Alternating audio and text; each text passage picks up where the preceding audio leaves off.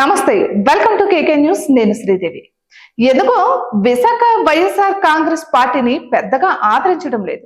ఆ పార్టీ నాయకత్వం ఎన్ని రకాల ప్రయత్నాలు చేసినా విశాఖలో మాత్రం పట్టు సాధించలేకపోతోంది. విశాఖను పాలనా రాజధానిగా ప్రకటించినా అక్కడి ప్రజలు మాత్రం ఆహ్వానించలేదు. వైఎస్ఆర్ కాంగ్రెస్ పార్టీని ఆదరించలేదు. 2014 ఎన్నికల్లో కేవలం మన్యంలోనే వైఎస్ఆర్ కాంగ్రెస్ పార్టీ ప్రభావం చూపింది. 2019లో రూరల్ లో ప్రభావం చూపిన సిటీ విషయానికి వచ్చేసరికి మాత్రం జనాలు ఆదరించలేదు. అయితే ఈ ఎన్నికల్లో అయితే పూర్తిగా తిరస్కరించారు. మన్యంలో 2 నియోజకవర్గాల్లో విజయం సాధించింది వైఎస్ఆర్ కాంగ్రెస్ పార్టీ. విశాఖ జిల్లా నుంచి వైఎస్ఆర్ కాంగ్రెస్ పార్టీలో హేమాహేమీలు పనిచేశారు. 2012 ఉప ఎన్నికల్లో మంచి విజయం దక్కించుకున్న వైఎస్ఆర్ కాంగ్రెస్ పార్టీ 2014 ఎన్నికల్లో విశాఖ జిల్లాపై ప్రత్యేకంగా ఫోకస్ పెట్టింది.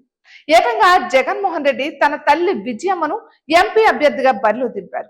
అయినా ఆమెకు ఓటమి తప్పలేదు.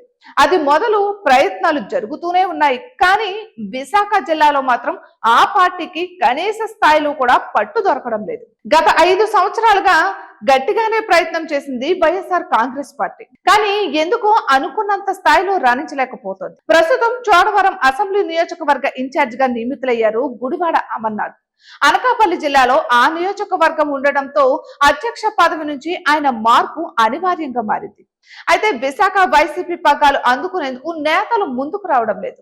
ప్రధానంగా ఓటమి సెంటిమెంట్ తోనే వారంతా బాధ్యతలను తీసుకునేందుకు ముందుకు రావడం లేదని తెలుస్తోంది. మరి వైఎస్ఆర్ కాంగ్రెస్ పార్టీ నాయకత్వం ఎలాంటి నిర్ణయాలు తీసుకుంటుందో చూడాలి. ఇటువంటి మరెన్నో వీడియోస్ కోసం కేకే న్యూస్ తెలుగు ఛానల్ ని సబ్స్క్రైబ్ చేసుకోండి.